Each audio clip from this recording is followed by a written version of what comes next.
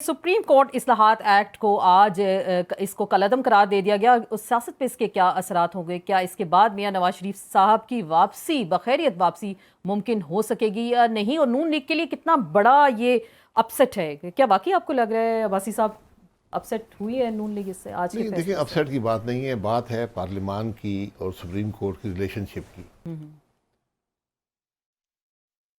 پہلی بات ہے بینچ وہی بینچ ہے جو عموماً بنایا جاتا ہے.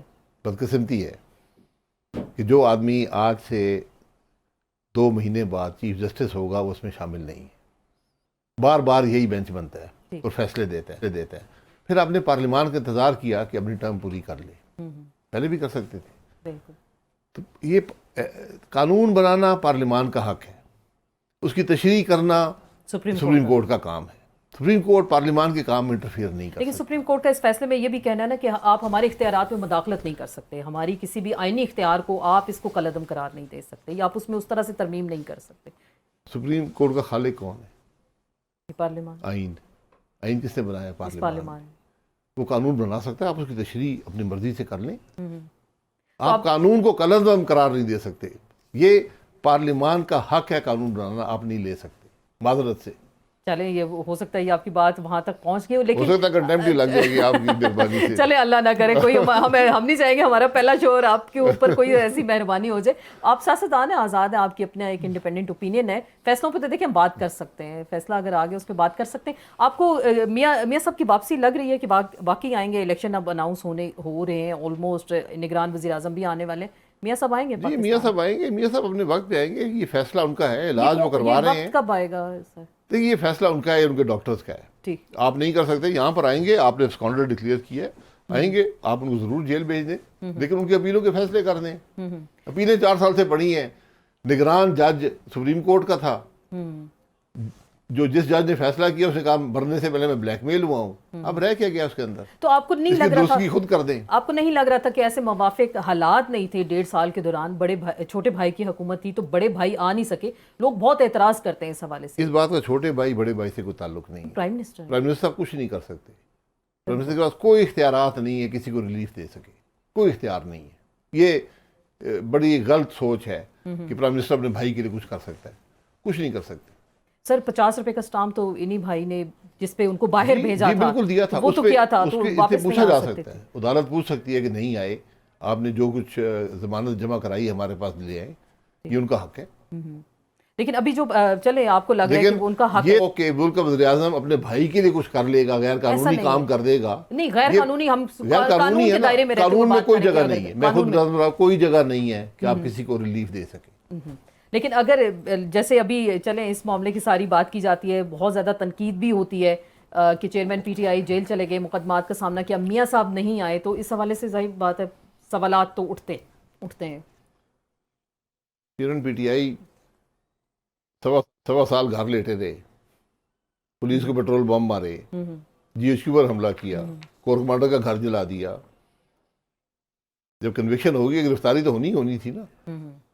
ہم یہ بھول جاتے ہیں کہ میاں نواز شریف کو تاریخ پیچھے کر سپریم کورٹ کے نگران جج کی موجودگی میں پاکستان کی قانونی تاریخ میں ایسی مثال نہیں ہے کہ کسی کو تاریخ پیچھے کر کے این الیکشن کے دوران کنوکٹ کیا گیا ہو. یہ میاں نواز شریف کے ساتھ ہوا. انہوں نے جیل کاٹی ہے.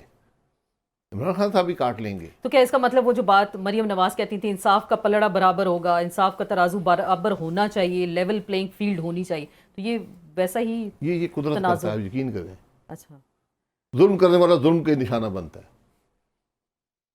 وہ تو کہتے ہیں انتقامی کارروائی کرنا. آپ دیکھ لیں، آپ تاریخ دیکھ لیں. آپ ظلم کریں گے آپ کے ساتھ وہی ہوگا. یہ مکافات عمل ہے. چلے سائفر کا معاملہ جو تھا، ابھی امریکن ویب سائٹ پہ بھی یہ سٹوری آ گئی، تو آپ کیا سمجھتے ہیں؟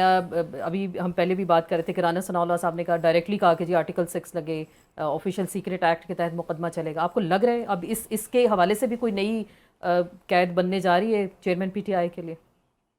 دیکھیں، میں نے 2 لوگوں سے پوچھا ہے، میں نے سائفر نہیں دیکھا. جنہوں نے سائفر دیکھا ہے انہوں نے کہا کہ یہ جو آیا ہے اس کا کوئی تعلق اس سائفر سے نہیں.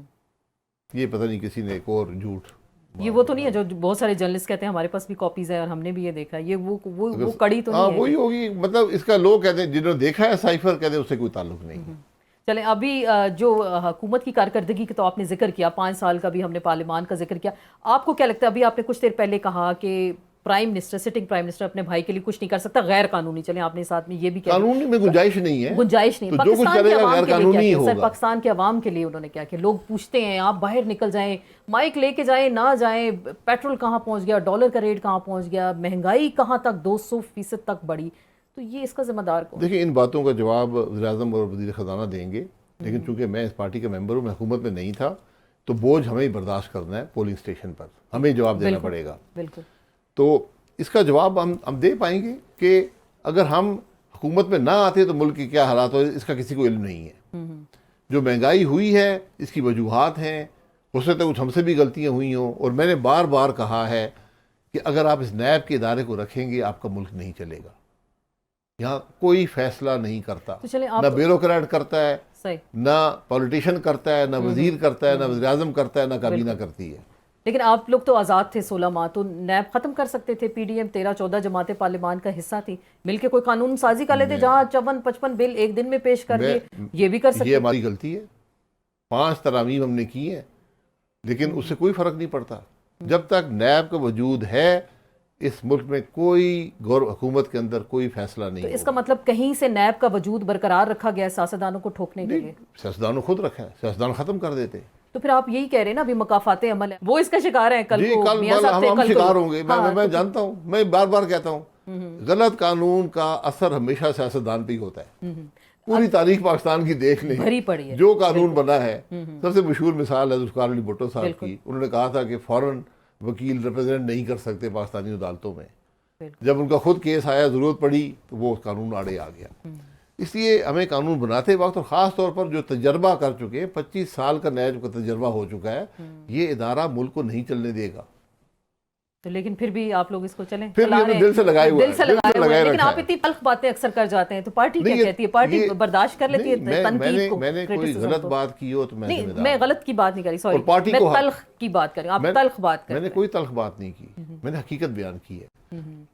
پارٹی کا حق ہے، کوئی کسی وقت بھی مجھ سے پوچھ سکتے ہیں کہ آپ نے یہ بات غلط کی ہے، لے کر پوچھیں، زبانی پوچھ لیں۔ بالکل، میں نے ہمیشہ اس دائرے کے اندر رہ کر میں اپنی پارٹی پر باہر تنقید نہیں کر سکتا، صحیح، پارٹی فورم پہ کر سکتا ہوں، باہر حکومت غلط فیصلہ بھی کرے، میرا فیصلہ ہے، ٹھیک، تو اس پر تنقید کی گنجائش نہیں ہے۔ تو کچھ دوریاں تو نہیں ہے پارٹی کی اعلیٰ لیڈرشپ کوئی دوری نہیں ہے، کلوز ہیں، اور اسی حکومت کی کارکردگی کے ساتھ عوام میں جائیں گے اور فیس کرنے کے لیے اب آپ تیار ہیں؟ یہ چوائس میرے پاس نہیں ہے، یہ بہتر فیصلہ تو جو کچھ ہوا ہے ہم کر چکے ہیں، اب آپ بھگتے ہیں، میرے کھاتے پہ ہے نا، وہ اب آپ جا کر بھگتے گے۔ چلیں اب آپ اس چیز کے لیے تیار رہے، لیکن جاتے جاتے ہم جو بات کریں گے، بہت ساری چیزیں آگے، قانون سازی ہو گئی اور نگران سیٹ اپ، آپ کو لگ رہا ہے کہ منصفانہ الیکشن ہو پائیں گے، فیئر اینڈ فری الیکشن، اور لیول پلینگ فیلڈ ملے گا سب کو، چاہے وہ چیئرمین پی ٹی آئی ہوں، میاں نواز شریف ہوں، یا آپ کی جماعت یا باقی دیگر جماعتیں ہوں؟ دیکھیں منصفانہ نہیں ہوں گے، آج جو کچھ ملک کے حالات ہیں، اگر آپ مجھ سے ایک بڑی وجہ پوچھتے ہیں، بہت سی وجوہات ہیں، یہ سب سے بڑی وجہ 2018 کے الیکشن کی چوری ہے۔ وہ نہ ہوتا آج ملک کے حالات فرق ہوتے، یہ آپ کو دوسرا الیکشن آتا، یہ اس سے زیادہ بہتر ہو جاتا، تیسرے الیکشن میں بالکل ٹھیک ہو جاتا۔ تو ابھی یہ جو آئے گا یہ نہیں آپ کو منصفانہ؟ نہیں، اللہ کرے، ہم تو دعا ہی کر سکتے ہیں، کیونکہ آپ لوگ ہی ان کو نگران لے کے آئیں گے نا، جو بھی آپ لوگوں کی مشاورت سے آپ کی جماعت پی ڈی ایم کی، پیپلز پارٹی، نگران اللہ کرے آئی جو نگرانی کر لے، آئی جائیں، نگرانی کر لے، نگرانی کر لے۔ تو راجہ ریاض نے وہ پرچی اپنی جیب میں تو نہیں رکھی ہوئی؟ خبریں بھی ایسی آ رہی ہیں بڑی چھپا کے انہوں نے پرچی رکھی ہوئی ہے کہ جی یہ نام، نہیں، راجہ ریاض صاحب تو 3 نام دیں گے نا، جی جی، اور 3 پرائم منسٹر 3 ناموں تک وہ دے سکتے ہیں، 3 ناموں تک پرائم منسٹر دیں گے۔